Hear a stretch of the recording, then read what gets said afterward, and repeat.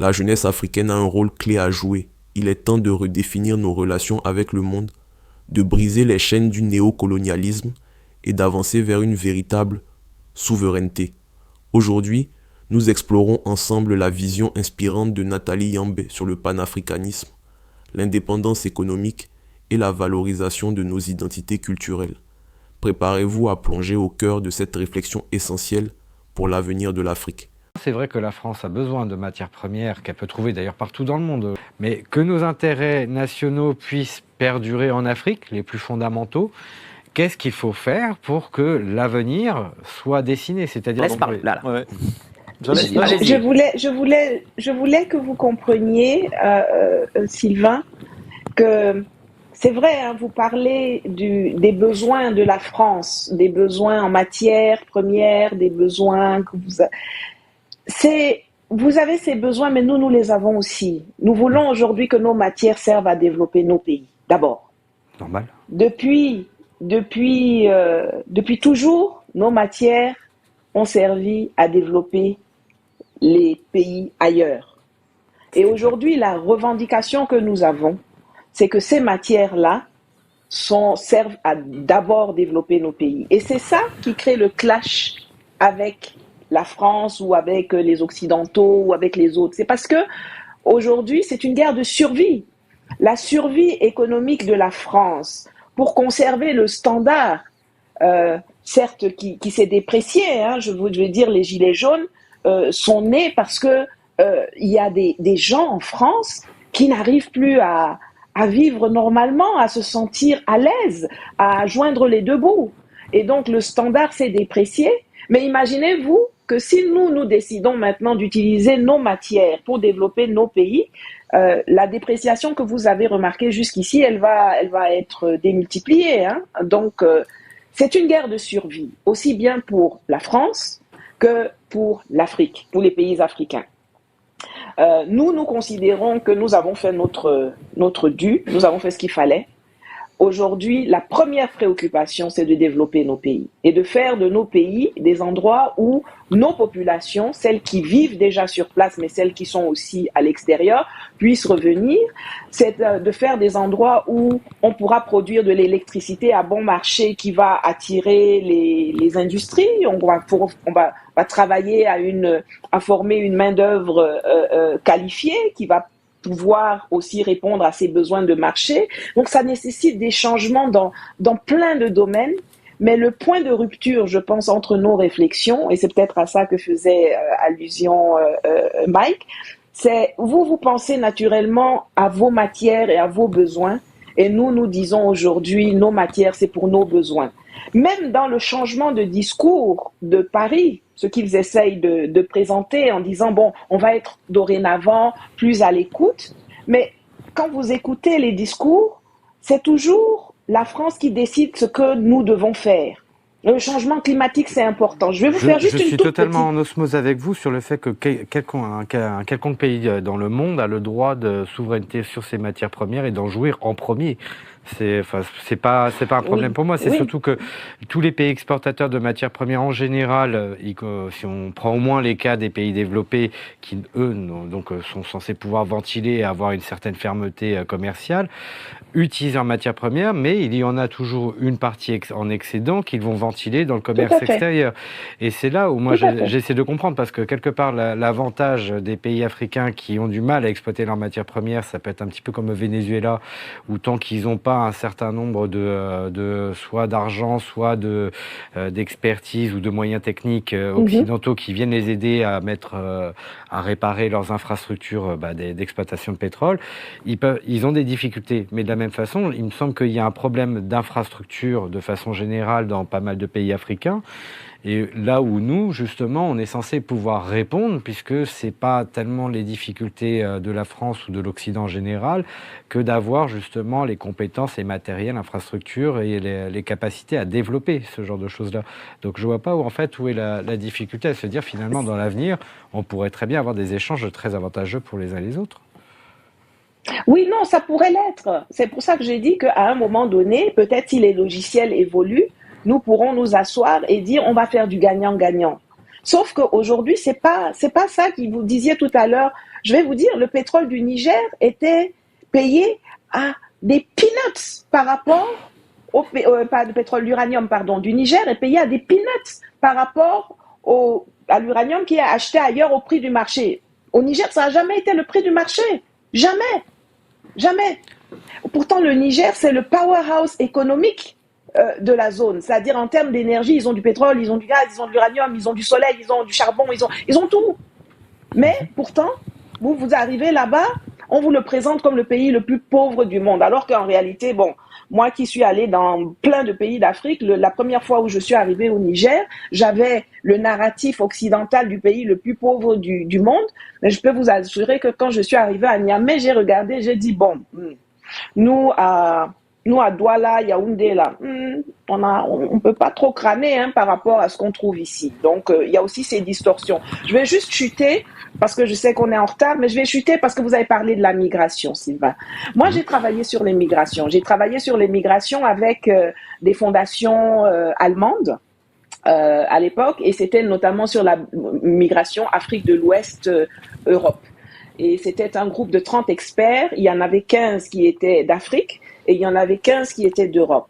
Et nous sommes réunis sur une année. On a fait des scénarios building solutions, donc travailler sur des scénarios. On s'est réunis 3 fois, une fois à Dakar, une fois à Berlin et une fois à Bruxelles. Et la dernière fois à Bruxelles, on est allé même présenter le résultat de nos travaux au Parlement, à des membres du Parlement européen. Mais je peux vous assurer qu'on est entré dans la salle. La première partie de l'exercice, c'était que chacun écrive sur un board les raisons pour lesquelles la migration avait lieu, ce que chacun croyait. Et on a fait le travail. Et du côté Afrique, là, il y a par exemple pas une seule fois où le climat, en fait, avait été mentionné. C'est-à-dire que, pas une fois, je vous assure, du côté Afrique, il y avait le billboard avec les petits post-it qui étaient posés partout. Il y avait... Alors, ça vient du fait que nous, les Africains, nous savons que 80% de la migration se gère à l'intérieur de l'Afrique elle-même. Il n'y a que 20% qui se cherchent à l'extérieur. Donc, quand on parle des migrations, on parle d'une portion réduite.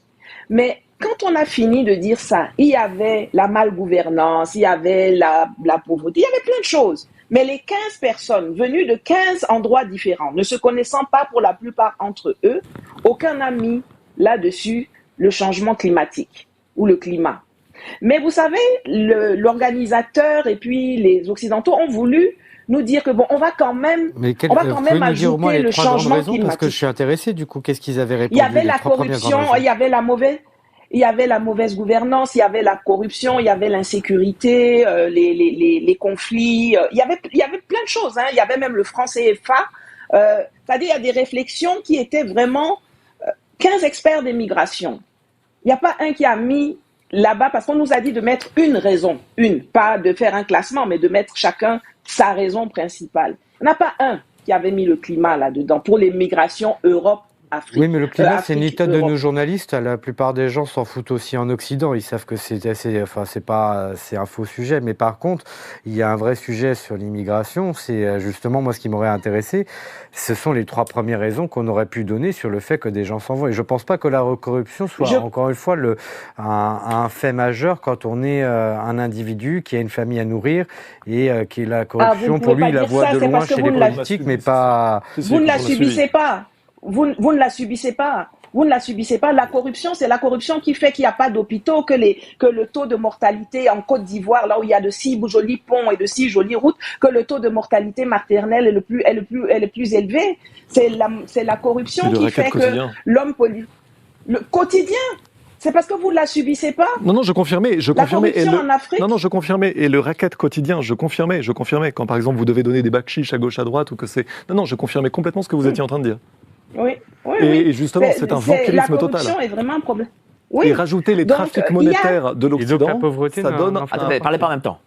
Ça donne un vampirisme Tout à fait. financier des États, Tout et à c'est fait. aussi par le sale jeu du dollar à partir des années 70, où si vous aviez des Africains honnêtes qui voulaient placer leur économie en Afrique, par exemple, le jeu de la dépréciation du dollar et de l'indexation, par exemple, du franc ou des monnaies européennes sur le dollar, c'est un jeu qui n'a pas été conçu en France, mais le résultat était que quand vous vouliez honnêtement placer votre argent en Afrique, il subissait une dépréciation qui était totale. Ça veut dire que c'est ainsi qu'on canalisait l'argent vers les banques, comme par hasard anglo-américaines, ou éventuellement suisses, mais ça c'est une autre façon de vampiriser ces pays-là, mais là c'est de l'ingénierie financière à très haut niveau que tout le monde a subi. Justement, en parlant de monnaie, je voudrais pas le droit.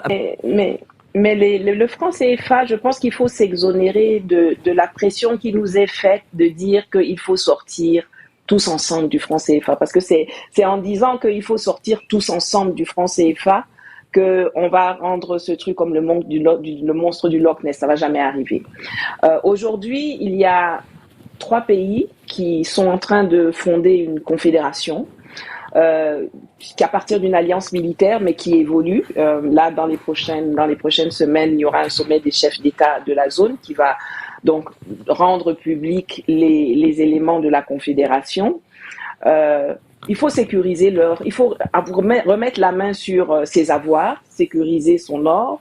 Il faut avoir naturellement de la bonne gouvernance, parce que comme l'a dit M. Zhang Nezoun et comme on l'a dit tout à l'heure, la rigueur dans la gestion monétaire est essentielle. Si on crée une autre propre monnaie et puis que quand un président appelle, on dit bon vraiment madame est en train d'arriver à la rue Saint-Honoré ou je sais pas où sont vos boutiques là-bas en France, il lui faut quelques milliards là pour payer ses tenues et puis on fait choup et puis on donne. Bon, ça va pas aller quelque part. Donc le changement de monnaie, c'est pas juste le changement de billet ou le changement de nom, c'est un changement de mentalité qui va avec. C'est un changement qui va nécessiter vraiment beaucoup de pédagogie, des paramètres macroéconomiques, des paramètres financiers, mais aussi beaucoup de pédagogie et de rigueur. Tout ne doit pas se faire l'un après l'autre. Il y a des choses qui peuvent se faire de façon concomitante. Ce qu'il nous faut au départ, c'est la volonté de sortir du franc CFA. Je pense que quelque part en Afrique, dans des petits villages au sein de l'Empire, il y a des gens aujourd'hui qui réfléchissent, qui travaillent et qui, un matin, vont oser. Et on verra, ce ne sera pas la fin du monde. Je veux dire, on a 54 pays, il y en a 14 qui sont une colonie monétaire. Les autres 40 pays se gèrent, certains bien, certains moins bien, mais tout le monde se gère. Si des pays comme le Malawi arrivent à se gérer, il n'y a pas de raison que des pays comme le Cameroun, le Niger ou la Côte d'Ivoire n'y arrivent pas, sauf en cas de manque de volonté politique. Voilà. Les idées de Nathalie Yambe poussent à une remise en question profonde. Sommes-nous prêts à construire une Afrique véritablement libre et unie? Son appel à diversifier nos alliances et à préserver nos identités culturelles nous invite à réfléchir au rôle que chacun peut jouer dans ce changement. La jeunesse a entre ses mains le pouvoir de réécrire l'histoire du continent. Merci d'avoir suivi cette réflexion inspirante. Le futur de l'Afrique dépend de nous. Unité, souveraineté et justice doivent guider notre chemin. Si cette vidéo vous a fait réfléchir, partagez vos opinions en commentaire. N'oubliez pas de vous abonner pour ne rien manquer de nos prochaines discussions sur le panafricanisme, l'émancipation économique et l'avenir du continent. Ensemble, faisons entendre nos voix. À très bientôt. Nato